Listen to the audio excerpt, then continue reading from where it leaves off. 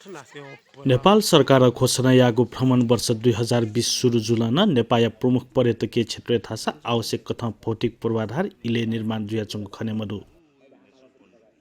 विश्व सम्पदा या थलखे दुथ्याना चुंगु भगवान गौतम बुद्ध या जन्मस्थल लुम्बिनी व वैकयालिसे स्वापुदुगु पवित्र तीर्थ स्थल उनेगु नीति सरकार गौतम बुद्ध अन्तर्राष्ट्रिय विमानस्थल व रूपन्देही या भैरवानीसे लुम्बिनी जुया दौली हवास्वाईगु निर्माणाधीन पिपेंगु किलोमिटर सडक इलेको मचाया आपल स्वदेशीलिसे विदेशी पर्यटक तेसँग शास्ति फय माला चुंगुदु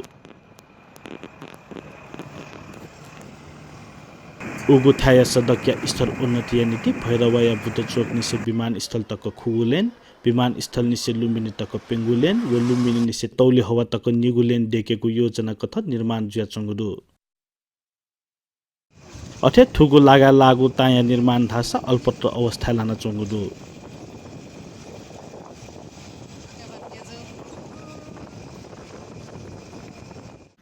योजना कथा 2076 या पुस मसान्त दुने कोचाकेगु भारतीय निर्माण कंपनी गावर कंस्ट्रक्शन गुडगाउँ हरियाणा लिसे 2073 असार 30 गते ठेक्का सम्झौता यागु ख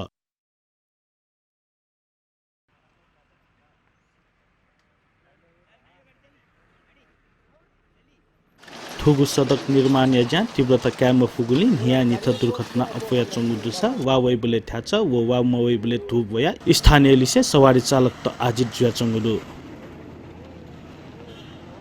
असो त एकदमै नराम्रो परिरहेछ बाटो त छिट्टै बनाउन पर्ने अन्तर्राष्ट्रिय विमानस्थल बनिरहेछ यस्तो हालतमा त झन् हाम्रो सरकारले अनि बनाउने जुन नीति छ सबैले जोड दिन पर्छ छिट्टै गर्न पर्छ यो हामीलाई मात्रै हैन सबैले नै गाह्रो परिरहेछ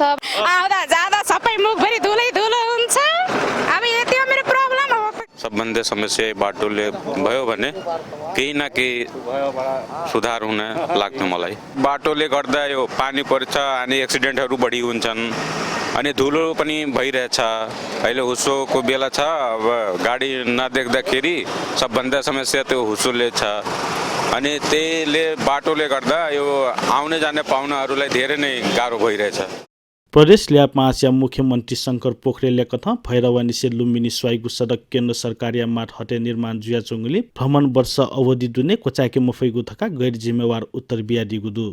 अथे मुख्यमन्त्री पोखरेल प्रदेश ल्यापाच लुम्बिनी परिसरे निर्माण याना चुंगु चक्रपथ निर्माण या ज्याथास वैगु असार दुने कोचाकेगु लक्ष्य कयागु थया दिल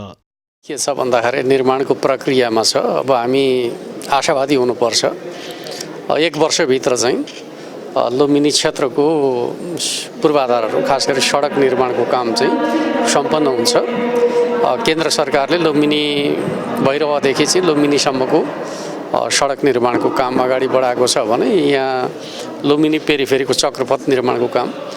प्रदेश सरकारले अगाडि बढाइरहेका छ र यो वर्ष चाहिँ असारसम्ममा चाहिँ चक्रपथ निर्माणको काम पुरा हुने विश्वास हामीले ल्याएको छौँ अथे स्थानीय व्यवसाय तेसँग सरकार आवश्यक पूर्वाधार निर्माण मयासे हचुवा या भर निर्णय यागुली लुम्बिनी भ्रमणे वैपी पर्यटक तेसँग लुम्बिनी या बामलागु सन्देश प्रवाह जुइ फैको थागुदो हाम्रो नेपालमा पलिउता के छ भने कुनै पनि कुराको टुङ्गो नलागी हचुवाको तालमा एउटा मुखमा जे आयो त्यो भन्दिने कुरा छ भने त्यसपछि त्यो पूर्वाधारहरू तयार छैन अब अन्तर्राष्ट्रिय विमानस्थल तयार छैन अब तपाईँको बाटोघाटो हेर्नुहोस् आउँदै गर्दा पुलहरू हेर्नुहोस् हैन अब 4 लेन भनेर घोषणा गरेको छ बनाउँदै छ तपाईँको पुलमा जाने वन वे एउटा गाडी भन्दा अर्को गाडी छिर्ने अवस्था छैन हैन नेपाल सरकारले म एउटा के भन्न चाहन्छु भने कुनै पनि बिना पूर्वाधार तयार नगरिकन हचुवाको तालमा घोषणा गर्नु हुँदैन किन first impression is last impression भने जस्तै अब अहिले 2020 घोषणा गरेको छ अब आवत जावतको चाहिँ व्यवस्था राम्रो छैन उचित छैन भने जुन आउने पर्यटक छ त्यो पर्यटकले के शिक्षा पाउँछ त हैन उले चाहिँ आएर यहाँ वाउ भन्ने खालको चाहिँ नि होस् अनि ऊ गएर आफ्नो देशमा गएर ल तपाईहरु जानुपर्छ भन्ने पनि प्रचार गर्छ सुइला दुने कोचाके गुथुगु योजना या सम्झौता या ज्या वंगु पुस मसान्त दुने कोचाके मागु ख तर ढिला सुस्ती या कारण थुगु आयोजना या ज्या नकतिनी नियगु प्रतिशत या ज्या जक कोचागु दु एशियाली विकास बैंक या ग्वाहाली निर्माण जुया चंगु थुगु सडक निर्माण सुरु या ठेक्का रकम 6 अर्ब गुइसंगु करोड टका फेना तगु खसा लिपा ठेकदार कम्पनी या दबाव सडक निर्माण या डिजाइन परिवर्तन याना आयोजना या लागत अपया निगु अरब गुंगु करोड चेगु लक्थ्यंगु दु